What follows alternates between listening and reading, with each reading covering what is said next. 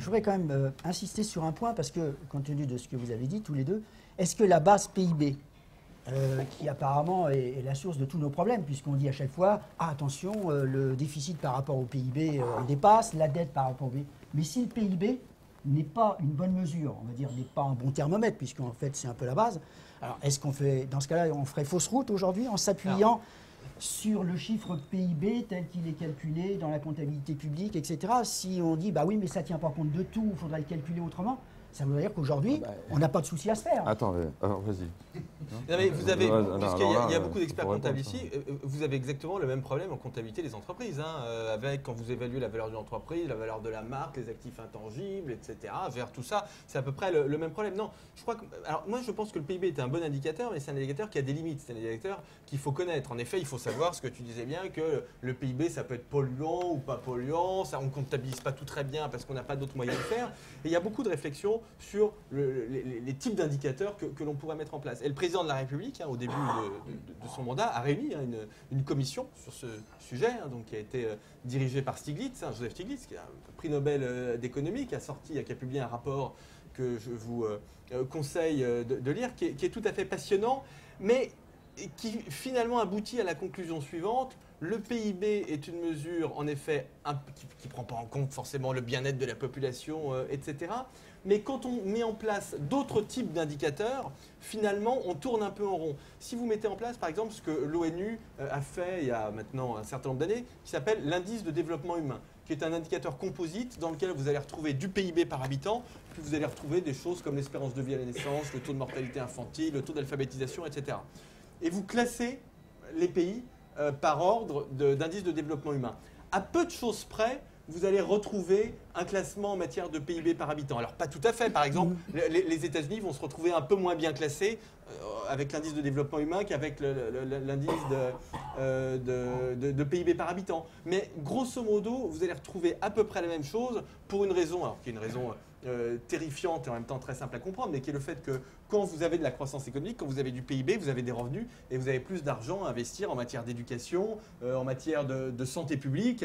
Et le versant, je dirais, microéconomique de ça, et là aussi c'est assez terrifiant, mais quand vous regardez par exemple l'espérance de vie par type de revenu, vous vous rendez compte, et c'est terrible à dire, mais que ce sont les personnes qui ont les revenus les plus élevés, qui ont aussi l'espérance de vie la plus élevée. Vous allez retrouver un peu ça en matière d'économie, et donc on tourne un peu en rond, donc ça ne veut pas dire qu'il ne faut pas d'autres indicateurs, mais bon, le PIB, c'est un indicateur, comme le résultat d'exploitation, comme la valeur ajoutée, comme tout ce à quoi tous les indicateurs sur lesquels vous planchez, une liasse fiscale, elle ne vous dit pas tout, mais bon, ça reste quand même un indicateur de base qui est intéressant, c'est pareil pour le PIB. Oui. Non, je vais juste ajouter... parce qu'il me semble que derrière ta question, il y avait l'idée qu'au fond, les marchés ne comprendraient pas vraiment ce qui se passe, quoi. Et je crois que ils auraient une mauvaise mesure de la santé des États. Je ne sais pas, compte tenu de vos explications, c'est ce que... bon, alors là, d'abord, il y a est-ce que la France est en bonne santé humainement? Je ne sais pas. Personnellement, je ne sais pas, ça il faudrait voir des sociologues, des philosophes. Moi il y a des critères qui m'inquiètent beaucoup. La France qui était un pays où on se suicidait très peu, est devenue un pays où on se suicide plus qu'en Allemagne par exemple, plus qu'en Suède, alors que la France est bon. Ça il faut voir ça. Tout ça c'est des indices de développement humain qui montrent qu'il n'est pas sûr que la France est un moral énorme aujourd'hui. Mais ce que les marchés voient, ils ne sont pas idiots les marchés. Enfin c'est pas moi qui vais les défendre, loin de là. Je pense qu'il faudrait leur foutre une bonne fessée quand même en ce moment. Et ceux qui manipulent les marchés, c'est-à-dire nos amis banquiers, dont mon gendre est banquier. Bon, alors, donc, ceux-là, il leur faudrait une grosse fessée encore plus, je crois. Mais je pense que les marchés ne sont pas idiots parce qu'ils se doutent bien que les pays qui vont rembourser, c'est les pays qui ont un solde extérieur positif et une croissance raisonnable. Et ceux-là, ils s'en sortiront, ils se disent. Ceux-là, ceux qui ont un solde de commerce extérieur positif, ce qui n'est pas le cas de la France. Le commerce extérieur s'effondre. Le commerce extérieur de la France s'effondre depuis 10 ans.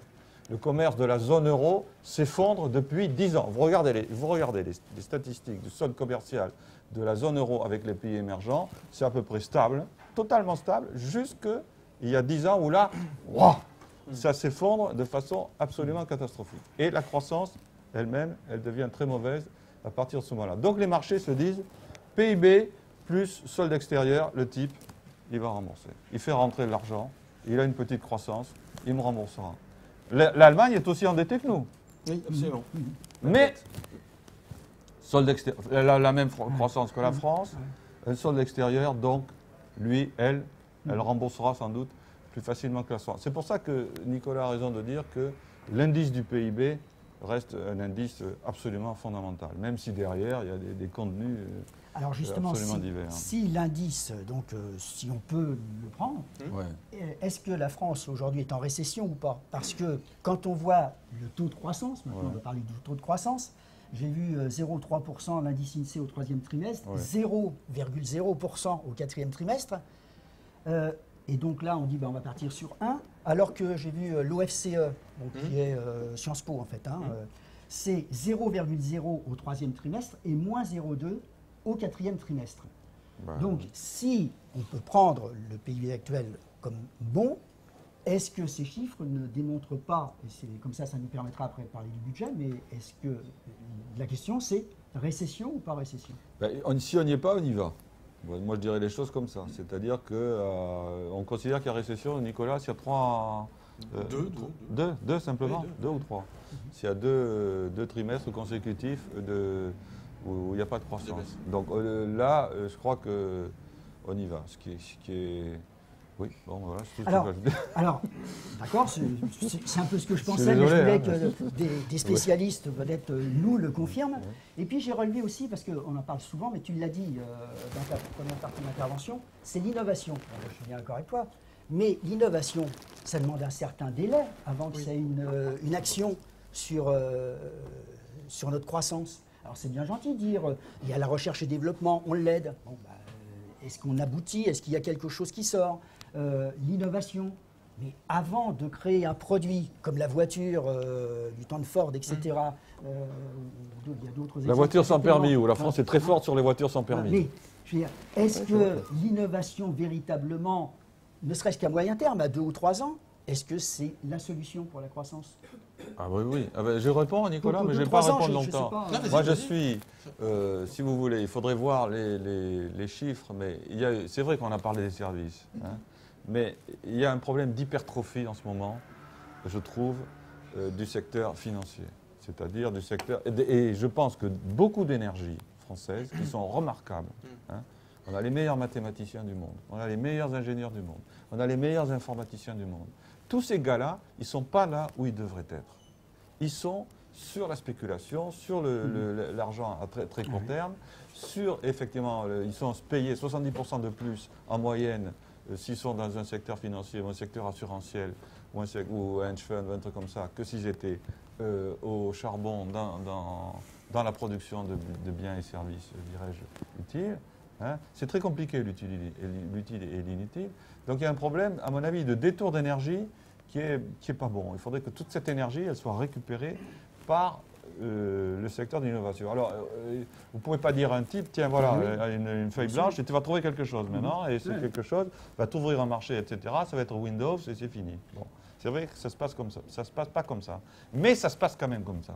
C'est-à-dire qu'il faut faire le pari qu'en donnant de plus en plus d'argent au secteur de la recherche, en attirant les chercheurs, moi je pense que c'est un truc, ce qui fait la force des États-Unis, c'est qu'ils ont pillé les chercheurs du monde. Et nous, on n'a pas su le faire, ça. Et on a eu tort, et c'est vraiment dommage, parce qu'on avait la possibilité de le faire, notamment quand les pays de l'Est se sont trouvés en catastrophe. Ils seraient venus en France, les chercheurs. Donc, en attirant les chercheurs, en favorisant la recherche, en donnant, évidemment, à l'ingénierie, mais la production, encore une fois, il faut produire. Je termine là-dessus, et je suis sûr que je ne sais pas si Nicolas sera d'accord cette fois-ci. Mais la force des Allemands, c'est que ce n'est pas du tout l'entreprise sans usine. C'est au contraire, ça va de la tête au type qui visse le boulon. C'est-à-dire, c'est vraiment complètement intégré. Et ça, cette intégration du cerveau au dernier, au manuel, d'abord, ça crée une synergie, une communauté de vie et une force extraordinaire. Et ça crée aussi des synergies en termes de compétitivité. Tandis que nous, c'est l'entreprise sans usine. On est très intelligent, on est malin, on est les super forts, on est les gros cadors, et on va aller faire les trucs par les Chinois, bon, en leur donnant les blueprints, les modèles, et ils vont travailler sur nos patrons, sauf que les patrons, ils les copient, et puis ils vont nous renvoyer des Airbus dans 10 ans. Voilà, donc je termine. Oui, alors je suis évidemment entièrement d'accord sur le diagnostic. On parlait de croissance tout à l'heure, l'innovation, la productivité, etc. On considère en général que ça représente les 2 tiers de la croissance. Hein. Le reste étant lié à la démographie, à la quantité de travail, etc. Donc évidemment, si on veut plus de croissance, il n'y a pas de débat. C'est basique, ça passe par davantage d'innovation. Et je pense que la bonne question, tu l'as posée, c'est celle de la temporalité. C'est-à-dire que moi, il me semble qu'en matière d'innovation, en réalité, on a fait beaucoup de choses ces dernières années. Les pôles de compétitivité, on peut critiquer après, toutes les mesures ont leur critique. Pôle de compétitivité. Les pôles de compétitivité, l'autonomie des universités, l'extension du crédit impôt recherche. Un autre truc dont on parle pas du tout. Quelques effets d'aubaine.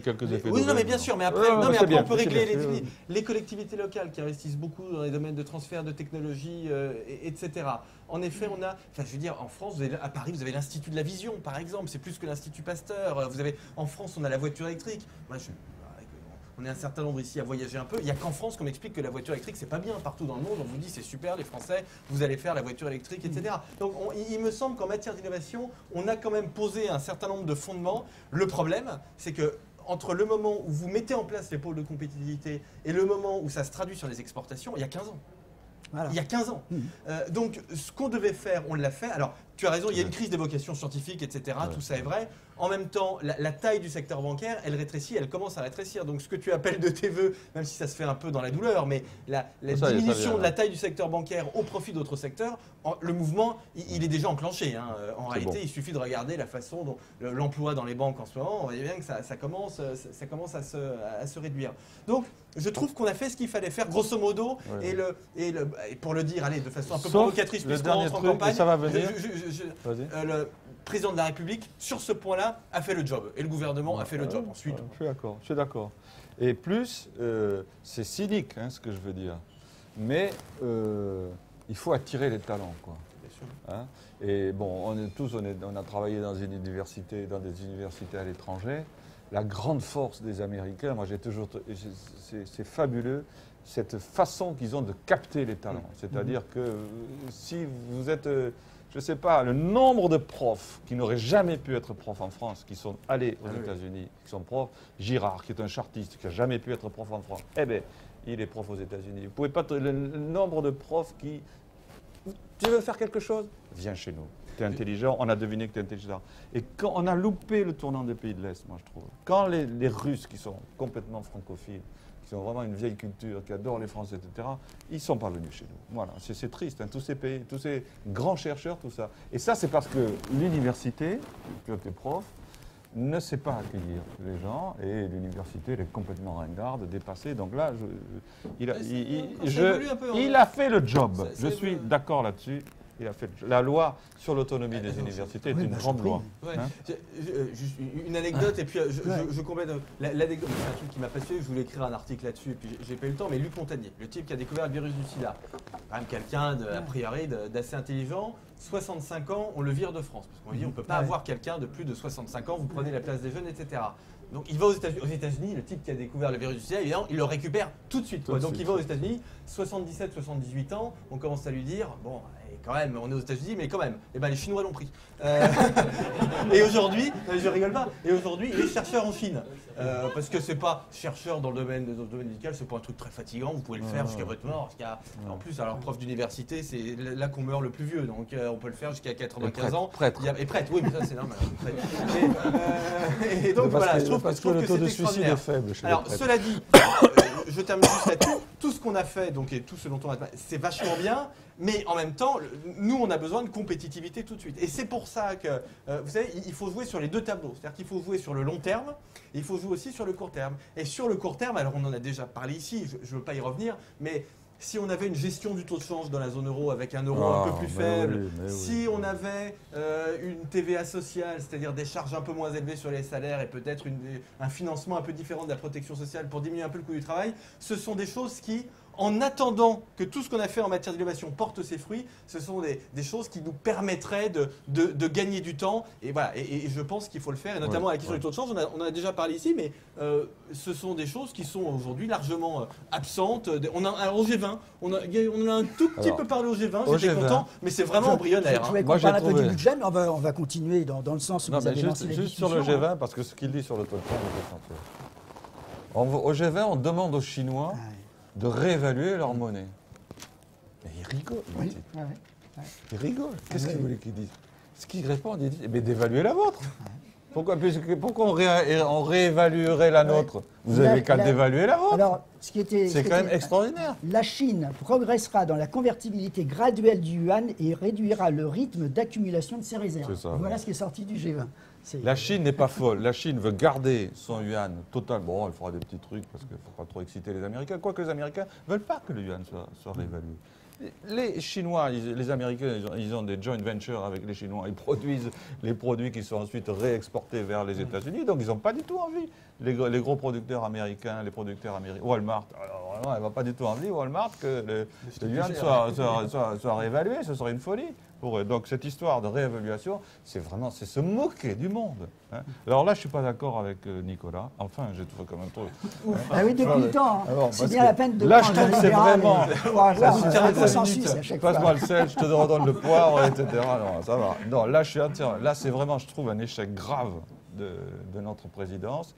C'est que depuis le G20 de Londres, on avait eu beaucoup d'espoir sur le G20, on n'a pas avancé d'un pouce là-dessus. Et c'est tragique, on n'a pas avancé d'un pouce, mais peut-être, ça ce sera la suite du débat, peut-être qu'à cause de nos amis et cousins Germain, Germinare, Germanicus, je ne sais pas si c'est d'accord, c'est-à-dire ceux qui sont de l'autre côté du Rhin, qu'on a eu bien du mal à reconquérir, eh bien, à cause de nos cousins germains, je pense qu'on est un petit peu bloqué là-dessus, même très bloqué là-dessus. Bien, je voulais qu'on passe au budget, mais je voulais juste, pour terminer sur la croissance, moi j'avoue qu'il y a des moments, ça fait un peu comme quand Coluche parlait de certaines choses, quand on parlait du langage politique, et j'ai relevé simplement dans la presse la fin du G20, justement sur la stratégie de croissance, c'est juste pour terminer là-dessus. Le texte, c'est à court terme, les pays dont les finances publiques sont relativement solides, l'Australie, le Brésil, le Canada, la Chine, l'Allemagne, la Corée, l'Indonésie, laisseront jouer leur stabilisateur automatique et prendront des mesures additionnelles pour soutenir la demande interne. Voilà. Si la situation économique se détériorait. Voilà. Je trouve que pour trouver une solution... Mais c'est pas mal, moi. Peut-être pour l'économiste. Moi, quand j'ai lu ça, c'est invitable. Voilà, c'est ça. Hein, et puis bon, c'est fait pour ça. On sent des promesses, en fait. On sent des promesses à la fin de ce G20. Que seront-elles oui, mais alors là, je trouve que vous êtes durs tous les deux. Parce que le G20... C'est quand même un truc qui est nouveau. Enfin, le G20 elle existe depuis longtemps, mais au niveau des chefs, dans sa configuration actuelle, c'est quelque chose qui est très récent. C'est quand même pas facile. Enfin, vous qui êtes des gens d'entreprise, imaginez, vous devez négocier pendant 2 ou 3 jours, c'est quand même pas long, avec des Chinois, des Russes, des Indiens, des gens que vous connaissez pas. Vous êtes dans une situation qui est affaiblie. Et finalement, il en sort un communiqué, alors qui est peut-être un peu lénifiant, mais enfin, qui dit des choses qui sont quand même pas idiotes. Enfin, l'idée selon laquelle, si la conjoncture se dégrade, les Allemands pourraient avoir une politique budgétaire qui est moins dure que la nôtre, et quelque chose. Alors, je ne sais pas si ce sera suivi de fait, mais oui, mais enfin, bon, ça a le mérite d'exister. Pourquoi Non, mais ça a le mérite d'exister, et ça fait très longtemps qu'on demande une coordination internationale, une espèce de gouvernance internationale. Là, c'est le début. Alors, c'est embryonnaire. Enfin, le G20 au niveau des chefs d'État, ça existe depuis 2 ans. Moi, je suis en très 2 ans, on ne peut pas demander le. Voilà, je trouve que finalement, on va quand même dans la bonne direction. Non, mais on n'a pas avancé sur le Fonds européen de stabilisation financière. Ah, ça, c'est l'Europe. Non, mais ça, c'est l'Europe qui n'avance pas. Ça, c'est pas le G20. Oui, mais parce qu'on voulait demander des sous du FMI, du Brésil, des Chinois, etc., qui ont dit non. La dame du Brésil, je ne me souviens plus de son nom, là. Elle a dit, mais on ne va pas vous donner un sou, vous plaisantez ou quoi? Bon, c'est nous les pauvres. Elle a raison, bon Dieu, je ne sais pas pourquoi. Faites le ménage chez vous. Ensuite, on verra. Je trouve qu'on n'a pas avancé sur un cancer des économies européennes qui sont les paradis fiscaux. Ça, c'est vraiment catastrophique parce que là aussi, le plus grand paradis fiscal du monde, c'est Londres. Donc évidemment, pourquoi vous voulez, comme paradis fiscal, disent je vais me saborder. C'est-à-dire, monsieur, vous allez vous saborder là, hein, c'est fini. Ah ben non, je suis désolé, il y a 100 000 personnes qui vivent grâce à moi. Ben on continue. Bon, ben d'accord. Le deuxième paradis fiscal. Ah oui, donc tu le dis toi-même. C'est difficile. C'est le Delaware, mais c'est vrai que c'est difficile. Mais bon, mais là, il faut, à un moment donné, il faut un petit peu de je ne dis pas qu'ils n'ont pas de courage politique.